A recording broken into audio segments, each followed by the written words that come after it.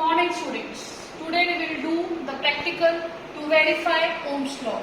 Its aim is to study the dependence of potential difference V across a resistor on the current I passing through it and determine its resistance also and plot a graph between V and I. So dear student, what we will be doing, we will take an unknown resistor R and connect that to the battery. Then we will connect a plug key, rheostat and ammeter like this. This is a circuit diagram for this. In this way we will connect, and what we will do, we will change the circuit current through the use of rheostat, and we will observe the reading of V and I through the voltmeter and ammeter in the circuit, and we will see what is the relationship between those readings and plot the graph.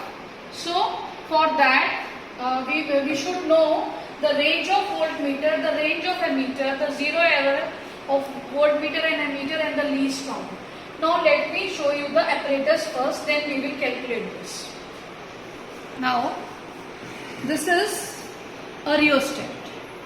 See, there is a wire. It is made up of constantum. It is a resistance wire. This is a rheostat, and this is by moving this, we are changing the length of the resistance. Hence, the overall circuit resistance will be changed. And this is the unknown resistance wire. This is the resistance wire we have taken, which is attached on this plywood. This is the unknown resistance wire. These are the connecting wires, and this is an ammeter. CA is written, and its range is from 0 to 3 ampere. And this is a DC moving coil ammeter. See, one sign is given in this type of sign. This sign shows it is DC moving coil type instrument. Permanent magnet, or in technical term, these instruments are permanent magnet moving coil type instrument, and this is the symbol for that. Same, it is a voltmeter, and its range is from 0 to 3 volt, and here also the symbol is given. And this is also DC moving coil, and this is a positive terminal, and this is the negative. Red is for positive and black is for negative. And this is a battery eliminator. See, we will connect it through the electric supply, and this in this also one positive terminal, one negative terminal, and this is a variable voltage is there. This is a battery eliminator or a battery supply. For that we are using this, and this is a one-way plug key, in which this is a connector, this is a open key, and if I connect this, then it will become a closed key.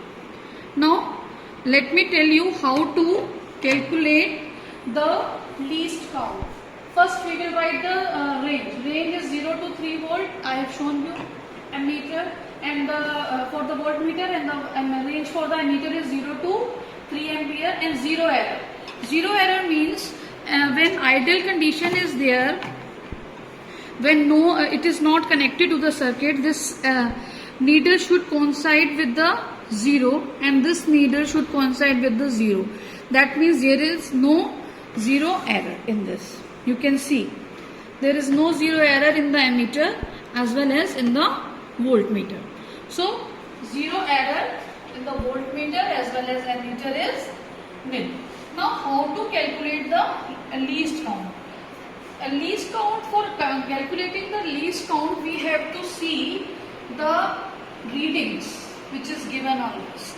Like on ammeter, the first reading is 0, and the first point is 0, then 0.5, then 1, and so on. So we will see from 0 to 0.5 how many divisions are there. In this there are 10 divisions.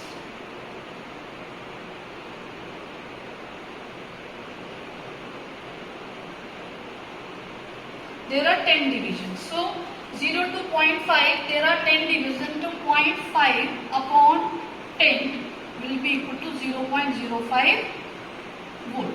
This is the least count of a voltmeter. So this is an ammeter, and I'll write for ammeter also. The same reading is there. I'll show you.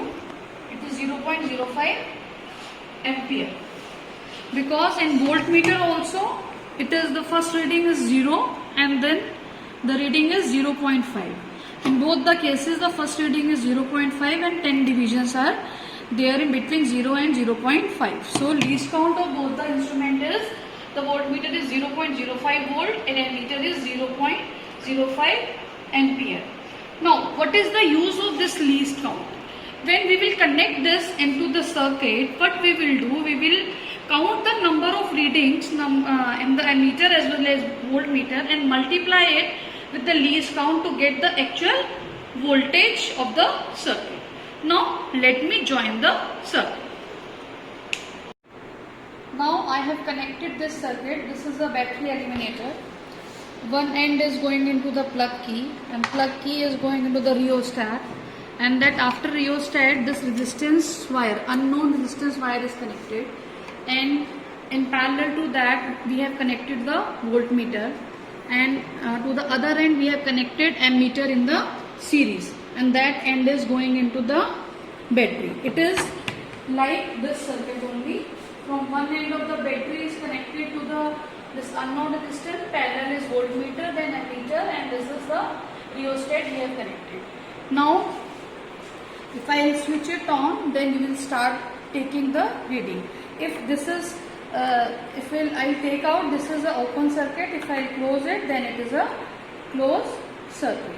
Now I am switching it on to take the first reading, and before that I am explaining you how we will write this into the observation table. First we will note down the reading, number of division we will note down, number of division is multiplied by the LC's least count. The least count I have written here.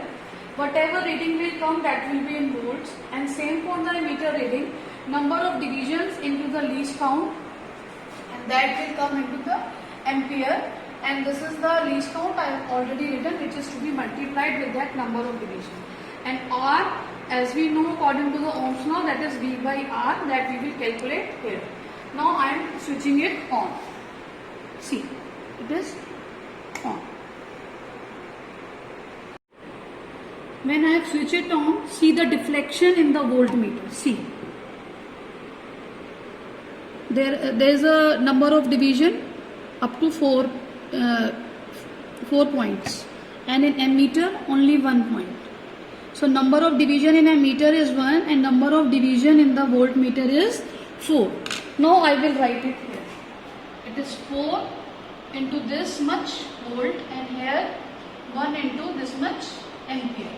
Now for calculating the resistance, we will divide voltage by current. 4 into 0.5 and 1 into 0.05. If we will cancel this, this will come out to be 4 ohm. This is the first reading. Now let us take another reading.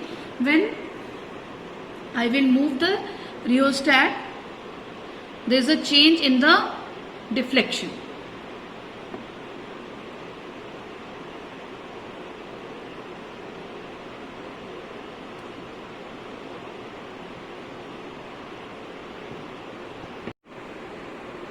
When I have done changes in the position of the rheostat contact point, see, in voltmeter there are 8 divisions and in ammeter there are 2 divisions. So we will write down this on the board. Here number of divisions are 8, this much volt, and number of divisions in ammeter is 2, this much ampere. Now for calculating the resistance, we will write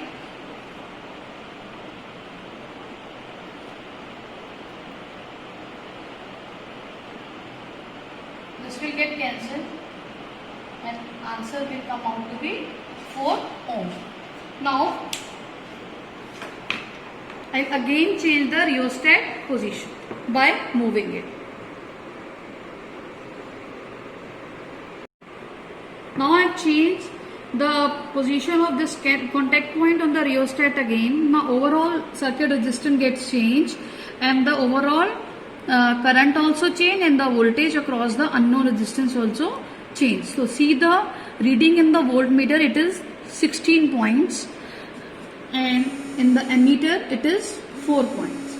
Now we will write down this in the observation table. Here are the 16 number of divisions in the.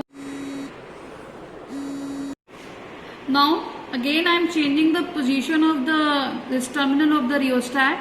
See, there is a deflection in the voltmeter. Now next reading is, see the deflection. Now the next reading is 32 readings in the voltmeter, and in ammeter there are 8 divisions and voltmeter 32. Now I am writing it on the board. 32 divisions multiply this much volt and 8 into 0.05 this much ampere. So this would be